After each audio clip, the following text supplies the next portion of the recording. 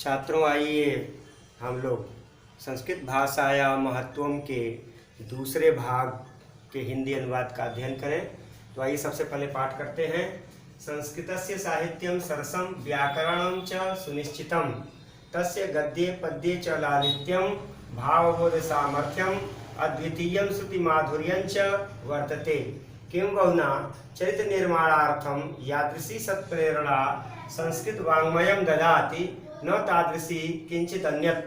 मूलभूतानां मानवीय गुणानां यादृशी विवेचना संस्कृत साहित्ये वर्तते नान्यत्र तादृशी। दया, दानं, शौचम, औदार्यम, अनसूया, क्षमा अन्ये च अनेके गुणाः अस्य साहित्यस्य अनुशीलेन संजायन्ते। आइए पहले पैराग्राफ का पढ़ लेते हैं अनुवाद।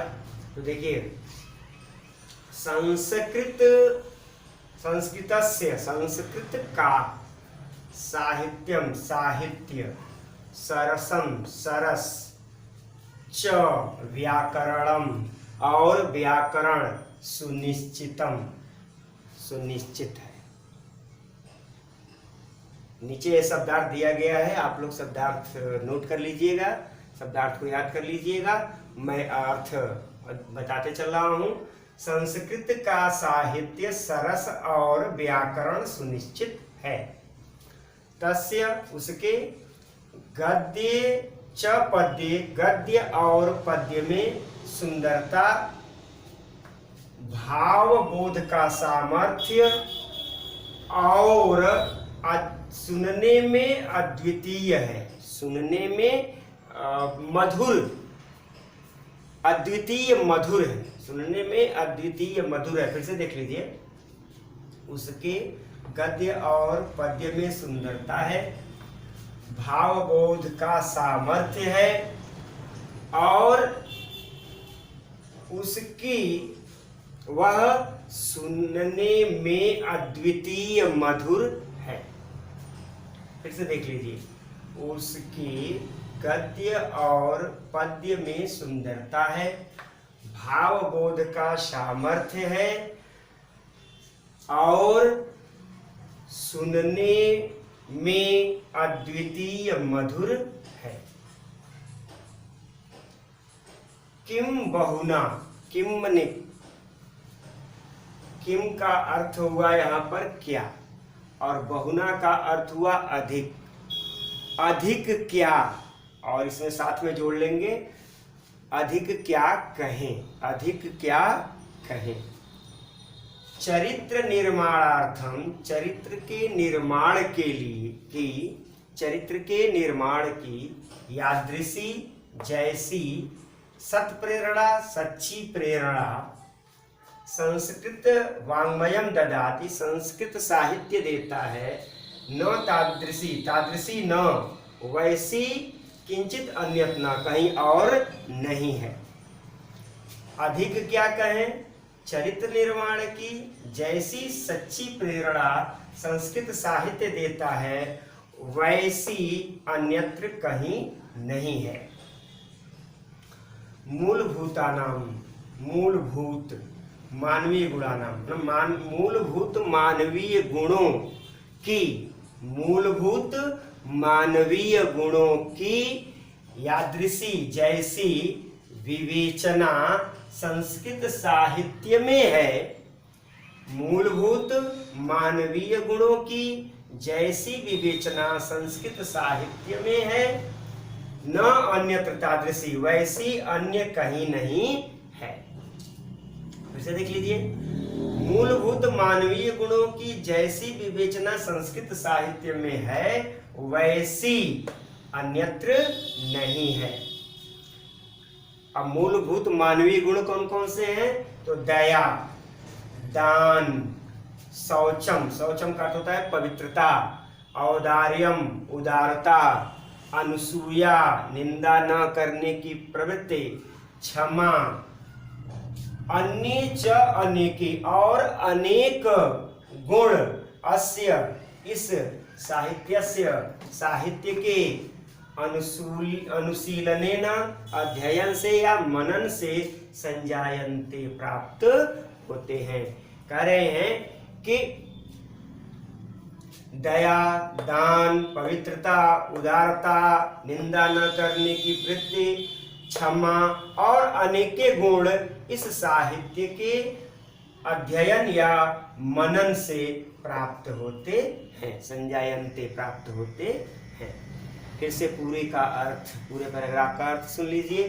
कह रहे हैं कि संस्कृत का साहित्य सरस और व्याकरण सुनिश्चित है, उसके गद्य और पद्य में सुंदरता है और भावबोध का सामर्थ्य भी है। यह सुनने में अद्वितीय मधुर है। इस अधिक क्या कहें, चरित्र निर्माण की जैसी सच्ची प्रेरणा संस्कृत साहित्य देता है वैसी कहीं अन्य नहीं मिलती।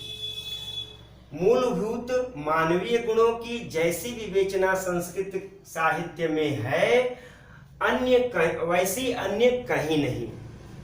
दया, दान, पवित्रता, उदारता, निंदा न करने की प्रवृत्ति, क्षमा और अनेके गुण इस साहित्य के मनन से या अध्ययन से प्राप्त होते हैं। अगला पैराग्राफ देख लीजिए। संस्कृत साहित्यस्य आदिकवि वाल्मीकि, महर्षि व्यासः, कविकुलगुरः कालिदासः, अन्ये च भासभारवी बहुवित्यादयो कवयः स्वकीयैः ग्रन्थरत्नैः अद्यापि पाठकानां हृदि विराजन्ते। इयं भाषा अस्माभिः मातृसमं सम्माननीया वन्दनीया च, यतो भारत मातुः स्वातन्त्र्यं गौरवम् अखण्डत्वं सांस्कृतिकमेकत्वञ्च संस्कृतेनैव सुरक्षितुं शक्यन्ते। इयं संस्कृत भाषा सर्वासु भाषासु प्राचीनतमा श्रेष्ठा चास्ति। ततः सुष्ठुक्तम भाषासु मुख्या मधुरा दिव्या गिरवाण भारती। आइए शब्दार्थ के साथ साथ अनुवाद भी देखते हैं। संस्कृत साहित्य से, संस्कृत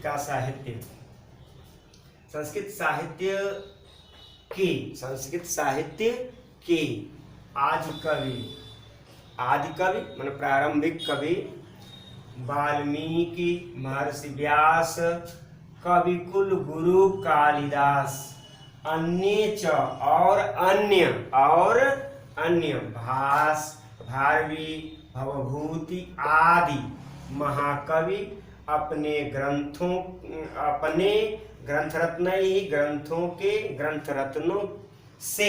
ग्रंथरत्नों से अद्यापि आज भी पाठकों के हृदय पर विराजमान हैं। इयम यह भाषा अस्माभिः हमारे लिए मातृसमम माता के समान सम्माननीय वंदनीय च और वंदनीय है। यह तो क्योंकि भारत माता की स्वतंत्रता, गौरव, अखंडता और सांस्कृतिक एकता संस्कृत के द्वारा ही सुरक्षित हो सकती है। इसे देख लीजिए। यह तो क्योंकि भारत माता की स्वतंत्रता, गौरव, अखंडता और सांस्कृतिक एकता संस्कृत के द्वारा ही सुरक्षित हो सकते हैं। इयम यह संस्कृत भाषा सर्वासु भाषासु प्राचीनतमा, सभी भाषाओं में प्राचीनतमा, प्राचीन च और श्रेष्ठा अस्ति, श्रेष्ठ है। ततः इसलिए सुष्ठुक्तम सच ही कहा गया है या ठीक ही कहा गया है। भाषाओं में मुख्य, मधुर और दिव्य अर्थात अलौकिक देववाणी अर्थात संस्कृत है। या फिर ऐसे कर लेंगे कि देववाणी अर्थात संस्कृत सभी भाषाओं में मुख्य है, मधुर है और अलौकिक है। अब आइए इसका भी अर्थ देख लेते हैं। संस्कृत साहित्य के आदि कवि वाल्मीकि, महर्षि व्यास, कविकुल गुरु कालिदास और अन्य भास, भारवी, भवभूति आदि महाकवियों ने अपने ग्रंथ रत्नों से आज भी पाठकों के हृदय पर विराजमान है। फिर से देख लीजिए, संस्कृत साहित्य के आदि कवि वाल्मीकि, महर्षि व्यास, कविकुल गुरु कालिदास और अन्य जैसे भास, भारवी, भवभूति आदि महाकवि अपने ग्रंथ रत्नों से आज भी पाठकों के हृदय पर विराजमान हैं। यह भाषा हमारे लिए माता के समान सम्माननीय और वंदनीय है, क्योंकि भारत माता की स्वतंत्रता, गौरव, अखंडता और सांस्कृतिक एकता संस्कृत के द्वारा ही सुरक्षित हो सकती है। यह संस्कृत भाषा सभी भाषाओं में प्राचीन और श्रेष्ठ है, इसलिए सच ही कहा गया है या ठीक ही कहा गया है कि गीर्वाण भारती अर्थात देववाणी संस्कृत सभी भाषाओं में मुख्य और मधुर है। तो इस प्रकार ये आपके संस्कृत भाषा या महत्वम का दूसरा भाग पूरा हुआ। इसके साथ ही संस्कृत भाषा या महत्वम का अनुवाद कंप्लीट हो गया है। आप लोग थोड़ा सा आलसी हो रहे हैं, आप लोग वीडियो का अध्ययन नहीं कर रहे हैं, वीडियो देख नहीं रहे हैं। मेरी सूचना आपके लिए है कि आप लोग वीडियो को ज़्यादा से ज़्यादा देखिए, ताकि आप का अध्ययन निरंतर चलता रहे। धन्यवाद।